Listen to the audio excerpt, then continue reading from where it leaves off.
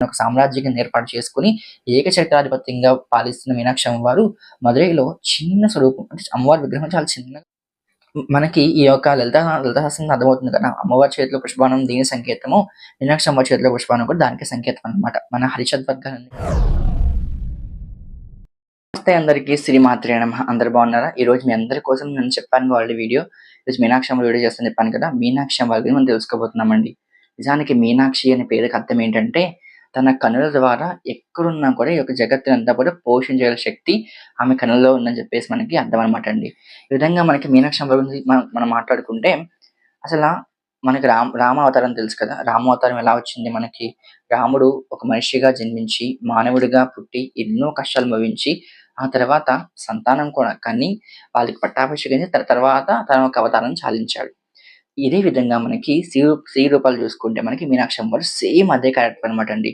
ఎలాగైతే రాముడు పుత్రకామేష్యాగం చేసినప్పుడు బయటకొచ్చాడో, మీనాక్షి అమ్మవారు కూడా అలాగే వచ్చిందనమాట. చాలా మందికి మీనాక్షి అమ్మవారు అంటే ఇప్పుడున్న మదురై అంటే మీనాక్షి తెలుసు. అంటే అంతవరకు తెలుసు చాలా మందికి. ఇంకా అమ్మవారి వెనకాల బ్యాక్ స్టోరీ చాలా ఉందనమాట అండి. అదంతా కూడా ఈ వీడియోలో తెలుసుకుందాం. ఒక 2 పార్ట్స్ కింద చేద్దాం అనుకుంటున్నాను. మీనాక్షి సీరీస్ అంటే 2 పార్ట్స్ కింద చేద్దాం అనుకుంటున్నాను. సో, నెక్స్ట్ పార్ట్ నెక్స్ట్ శుక్రవారం వస్తుంది. ఈ ఈ వీడియోలో ఈ శుక్రవారం ఈ అమ్మవారి గురించి కొంచెం తెలుసుకుందాం. మనం ఇంకా వీడియోలోకి వెళ్ళిపోదాం. ఫస్ట్ అయితే మనకి మీనాక్షి అమ్మవారు ఎలా వచ్చిందని అందరూ అనుకోవచ్చు. మనకిప్పుడు మధురై ఉంది కదండీ! ఆ మధురై అనే ప్లేస్‌లో ఒక చిన్న అడవి ఉండేదనమాట. చాలా పెద్ద అడవి. చిన్న అడవి, పెద్ద అడవి ఉండేది. ఆ అడవిలో అంటే మనకి చిన్న దేవాలయం ఉండేది. ఆ దారిన పోతూ ఉన్న వాళ్ళందరూ అంటే ఒకానొక మనిషి దారిన పోతూ ఉన్నప్పుడు ఆయన ఆ నైట్ టైమ్ అయినప్పుడు ఆ గుడిలో ఏదో శబ్దం అనిపిస్తుందనమాట. అంటే అక్కడ శబ్దం అనిపిస్తే ఈమె వెళ్లి లోపలికెళ్లి చూస్తే అక్కడ సాక్షాత్తు అమ్మవారు కొలువై ఉంది. ఆ అమ్మవారు భక్తుల చేత పూజలు అందుకుంటుందనమాట. అంటే సాక్షాత్ దేవతలొచ్చి అమ్మవారికి పూజ చేస్తున్నారనమాట. ఇది చూసిన ఆయన ఎంతో ఆశ్చర్యపడిపోయి, ఆ మీనాక్షి అమ్మవారు బయటికి ప్రకటన కావడానికి ఈయన ద్వారా బయటికి ప్రకటమైందనమాట అండి. ఎంతో ఆశ్చర్యపడి ఇది వెంటనే రాజుకి చెప్పాలని చెప్పేసి అక్కడ దగ్గరలో ఉన్న రాజు, ఆ రాజు పేరు వచ్చేసి మనకి కులశేఖర పాండియన్. కులశేఖర పాండియన్ దగ్గరికి వెళ్ళిందనమాట. ఆయన వెళ్తే ఆ రాజు ఎంతో ఆశ్చర్యంతో వచ్చి చూస్తాడు. చూసి నిజంగా అక్కడ అమ్మవారు కొలువై ఉంది. అమ్మవారు దేవతల చేత పూజలు అందుకుంటుందనమాట.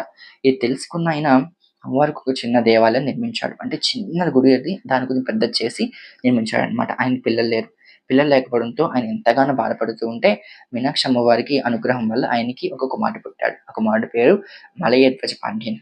మలయజిత్ పాండియన్ అలాగే ఆయన తండ్రి కులశేఖర పాండియన్ అన్నమాట. ఈ మలయజిత్ పాండియన్ కూడా తన తండ్రి వారసత్వంగానే ఆ గుడిని ఎంతగానో అభివృద్ధి చేస్తూ వచ్చాడు. అమ్మవారిని నమ్ముతూ వచ్చాడన్నమాట. ఆయన కూడా సేమ్ పిల్లలు లేకపోతే "అమ్మ నాకు నువ్వు అనుగ్రహించు. నువ్వే నా కూతురి కింద పుట్టు" అని చెప్పేసి మలయజిత్ పాండియన్ అంటూ ఉండేవాడన్నమాట. దానికి అమ్మవారు ఎంతగానో సంతోషించి ఆయన కోరిక ఎలాగైనా తీర్చాలని చెప్పేసి ఆయనకి కూతురిగా జన్మించింది. ఎలా జన్మించిందనుకుంటున్నారు? ఎలాగైతే రాముడు మనకి పుత్రకామేష్టి యాగంలో బయటకొచ్చాడో అదే విధంగా ఈ యొక్క మలయజ్జిత్ పాండియన్ కూడా ఒక యాగం చేశాడనమాట. ఆ యాగంలోంచి ఒక చిన్న పాప బయటకొచ్చింది. ఆ పాప ఎలా ఉందంటే మనకి లలిత సహస్రనామం చెప్తారు కదా! అరుణాం కరుణా తరంగితాక్షి అని చెప్పేసి అదే విధంగా ఒక అరుణ వర్ణంలో, ఎర్రని వర్ణంలో ఆ పిల్ల మనకి కనిపిస్తుంది. బయటకొచ్చిందనమాట అండి. అగ్ని నుంచి బయటకొచ్చింది. బయటకొచ్చి చూస్తే పిల్లని చూసి అందరూ ఆశ్చర్యపోయారు. ఎందుకంటే ఆమెకి 3 స్థానాలున్నాయనమాట. జనరల్‌గా 2 స్థానాలుంటాయి కదా! కానీ ఆ పిల్లకి 3 స్థానాలున్నాయి. ఆ రాజు అనుకుంటాడు పుట్టక ఆడపిల్ల పుట్టింది ఎంత సంతోషించాను. కానీ అమ్మాయికి 3 స్థానాలున్నాయంటే అందరూ డిఫరెంట్‌గా అనుకుంటారు. మా అమ్మాయిని ఇష్టపడరని చెప్పేసి అనుకుంటూ ఉండేవాడనమాట. అనుకుంటూ ఉంటే అప్పుడు ఆ అమ్మాయి ఎక్కడి నుంచో ఆకాశవాణి వినిపిస్తుందనమాట. ఈ పిల్ల సామాన్యమైన పిల్ల కాదు. సాక్షాత్తు అమ్మవారి యొక్క అంశ. నువ్వెవరినో తెచ్చి పెళ్లి చేస్తావని ఆందోళనతో ఆ అమ్మాయి అలా వచ్చిందని చెప్తుందనమాట. ఈ అమ్మాయి తన వరుడిని వెతుక్కుంటూ వెళ్తుంది. ఎప్పుడైతే తన వరుడు కనిపిస్తాడో అప్పుడు ఆమెకు 2 స్థానాలు కాదు, 3 స్థానాలు కాదు 2 స్థానాల కింద మారిపోతాదని చెప్పేసి చెప్తారనమాట. అది ఆయన తెలుసుకొని ఇంకా అమ్మాయిని ఎంతో అంటే ఒక కొడుకు పుడితే ఎలా చూసుకుంటాడో అదే విధంగా ఆ మీనాక్షి అనే పేరు పెట్టుకొని ఆ అమ్మాయిని ఎంతగానో చాలా ఆనందంగా, చాలా సంతోషంగా చూసుకుంటూ ఉండేవాడనమాట. మీనాక్షి అనే పేరు కాకుండా తమిళ్‌లో ఒక పేరుండేది. ఆ పేరు నాకు ఐడియా లేదండి. ఆ పేరు మీకు మళ్ళీ నెక్స్ట్ వీడియోలో చెప్తాను. సో, ఆ పేరు పెట్టుకొని పెంచుకుంటున్నాడు. ఒక పురుషుడిలాగే పెంచాడు ఆ అమ్మాయిని. ఎంతో విలువిద్య నేర్పించాడు. యుద్ధ నిర్విద్యాలు అన్నీ నేర్పించాడనమాట. నేర్పించి ధనుర్బాణాలన్నీ నేర్పించిన తర్వాత ఈ అమ్మాయి మొత్తం ప్రపంచం మీద యుద్ధం చేయడానికి బయలుదేరుతుంది. ఆ పాప. బయలుదేరుతుంటే కైలాసం మీద కూడా వెళ్తుందనమాట. కైలాసంలో పరమేశ్వరుడి మీదకు యుద్ధం చేద్దామని బయలుదేరుతుంది. అప్పుడు తెలీదు ఆమె మీనాక్షి స్వరూపం, ఇలా నేను పరమేశ్వరుడిని పెళ్లి చేసుకోవాలి అవేం తెలీదు ఆమెకి. పరమేశ్వరుడి దగ్గరికి వెళ్తే పరమేశ్వరుడిని పిలుస్తుంది బయటికి. బయటికి రా మనం యుద్ధం చేద్దాం అని పిలిస్తే పరమేశ్వరుడు నవ్వుతూ బయటకొస్తాడు. బయటకొచ్చి పరమేశ్వరుడిని చూస్తే ఆమె 3 స్థానాలు కాదు 2 స్థానాలు కింద మారిపోతాయన్నమాట. ఈ విధంగా మనకి అప్పుడు అర్థమవుతుంది అమ్మవారికి పరమేశ్వరుడే నా భర్త అని చెప్పేసి అర్థమవుతుంది. ఆయన తీసుకొచ్చి కిందకి భూలోకాన్ని తీసుకొచ్చి తన తండ్రి అయిన మలయర్జున పాండ్యనికి చెప్తుంది. నాన్న నా భర్త దొరికారు. ఈయనే నా భర్త. ఈయన నా వరుడు ఈయనే. ఈయనకిచ్చి పెళ్లి చేయమని చెప్తే మలయర్జున పాండ్యానికి అర్థమవుతుంది. అర్థమైన తర్వాత చక్కగా కళ్యాణం చేస్తారనమాట. కళ్యాణం చేసేసరికి ఇద్దరు కూడా చాలా ఆనందంగా కళ్యాణం చేస్తారు. వాళ్ళిద్దరికీ కూడా ఆయనకి ఆ అమ్మాయికి అలాగే ఆ పరమేశ్వరుడు ఇద్దరికీ కూడా ఒక సంతానం కలుగుతారనమాట. సుబ్రహ్మణ్య స్వామి అంశతో సంతానం కలుగుతారు. ఆయన పేరు ఉగ్రపాండ్యన్. ఈ విధంగా మనకి ఉగ్రపాండ్యన్ అనే ఆ నెక్స్ట్ జనరేషన్ యొక్క రాజు అనమాట. పట్టాభిషేకం చేసి ఇద్దరు కూడా కైలాసం వెళ్ళిపోతారనమాట. అప్పుడు ఉగ్రపాండ్యన్ అంటాడు, అమ్మ ఇంతమంది గురించి నువ్వు అవతారం స్వీకరించావు. తండ్రి గారిని కూడా నువ్వు తీసుకొచ్చుకున్నావు. మీ వల్ల నేను ఇక్కడ భూమిలోకి జన్మించాను. ఇక నన్ను వదిలేసి వెళ్ళిపోతావేంటమ్మా అడుగుతాడనమాట ఉగ్రపాండ్యని. అప్పుడు మీనాక్షి అమ్మవారు ఉంటుంది, నేను ఎక్కడికి వెళ్ళినా కూడా నా చూపుల ద్వారా నిన్ను పోషిస్తూనే ఉంటా అని చెప్పేసి మీనాక్షి అమ్మవారు చెప్తుందనమాట. ఈ విధంగా మనకి మీనాక్షి అమ్మవారు మదురైలో కొలువైందనమాట అండి. మదురైలో మీనాక్షి అమ్మ పేరుతో ఆమె కొలువైంది. ఆ తర్వాత సుందరేశ్వరుడిగా మనకి పరమేశ్వరుడు కొలువైనాడు అనమాట. ఇంకొక ఘట్టం ఉందండి మనకి. ఈ మీనాక్షి సుందరేశ్వరి కళ్యాణానికి వెనకాల ఇంకొక ఘట్టం ఉందనమాట. అలగర్ కళ్యాణం చేశాడని చెప్పి ఇంకో ఘట్టం ఉంది. అది నెక్స్ట్ వీడియో మనం మాట్లాడుకుందామండి.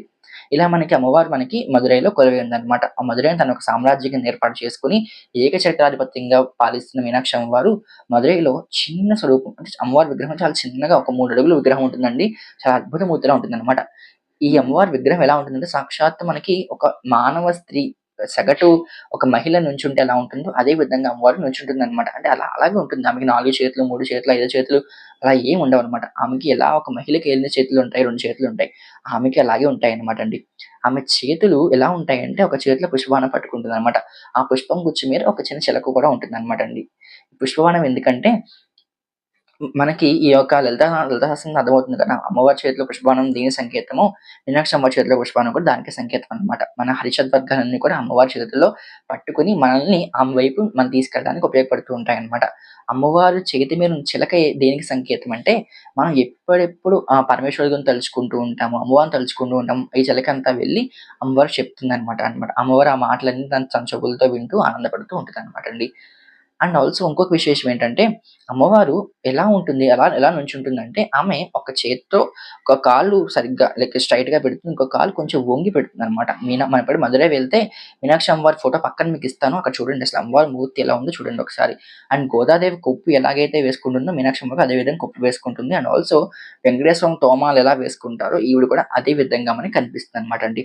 ఈ విధంగా మనకి మీనాక్షి అమ్మవారు మదురైలో కొలువై ఉందనమాట. ఆ మీనాక్షి అనే పేరు వెనకాల కూడా ఎంత అందం చూసారు కదా! అండ్ ఇంకో విశేషం మనం ఆల్రెడీ ముందు వీడియోలో మాట్లాడుకున్నాం. లలిత సహస్రనామంలో మీనాక్షి అనే పేరు ఎక్కడా లేదు. ఈ యొక్క నామం అనేది చాలా రహస్యంగా మనకి వైష్ణవ వాగ్దేవత అందించారనమాట. మీనాక్షి అంటే ఏంటి? చేప వంటి కన్ను కలదా అని చెప్పేసి అర్థం అనమాట. చేపను ఎందుకు పోల్చారు ఇవన్నీ మనం ముందు వీడియోలో మాట్లాడుకున్నాం కదా! ఆ వీడియో ఏమైనా చూడకపోతే మళ్ళీ మీకు డిస్క్రిప్షన్ ఇస్తాను చూడండి ఒకసారి. చాలా క్లారిటీగా ఎక్స్‌ప్లెయిన్ చేసిన వీడియోలో మీకు అంతా క్లియర్‌గా అర్థమవుతుందన్నమాట. నెక్స్ట్ వీడియోలో అసలు మీనాక్షి అమ్మవారి గుడి గురించి తెలుసుకుందామండి. ఆమె గుడిలో ఎలా ఉంటుంది? ఆమెకి ఎన్ని అలంకారాలు చేస్తారు? మీనాక్షి అమ్మవారి కంటే రోజుకి 8 అలంకారాలు చేస్తారనమాట. ఆ 8 అలంకారాలు ఏంటి? వాటి ప్రత్యేకత ఏంటి? ఇవన్నీ కూడా మనకి నెక్స్ట్ వీడియోలో మాట్లాడుకుందాము. అండ్ సుందరేశ్వరి గురించి మాట్లాడుకుందాం. అండ్ ఆల్సో ఇద్దరికి మీనాక్షి అమ్మవారి గురించి, సుందరేశ్వరి గురించి ఒక లాస్ట్‌లో అంటే వాళ్ళకి కార్యక్రమాలన్నీ అయిపోయిన తర్వాత లాస్ట్‌లో మనకి 9కి మధ్యలో ఒక అద్భుతమైన వేడుక జరుగుతుందన్నమాట. పల్లి అడిగి అని చెప్పేసి జరుగుతుందన్నమాట. దాని గురించి కూడా మనం నెక్స్ట్ వీడియోలో మాట్లాడుకుందాము. ఇలా మొత్తం మీనాక్షి అమ్మవారి గురించి మనం నెక్స్ట్ వీడియోలో తెలుసుకుందామండి. సో మీరు ఇంకెందుకు ఆలస్యము, ఇంకా అమ్మవారి గురించి తెలుసుకోవాలంటే ఇప్పుడే ఛానెల్ సబ్స్క్రైబ్ చేసుకోండి, లైక్ చేయండి, షేర్ చేయండి. మీ ఫ్రెండ్స్ అండ్ ఫ్యామిలీకి కూడా షేర్ చేసేయండి. శ్రీమాత్రే నమః, జై శ్రీరామ్. అండ్ ఆల్సో మీనాక్షి అమ్మవారి పంచరత్నం అనే శ్లోకం ఉంటుంది కదా! ఆ పంచరత్నం కూడా మనం నెక్స్ట్ వీడియోలో మాట్లాడుకుందాం. జై శ్రీరామ్.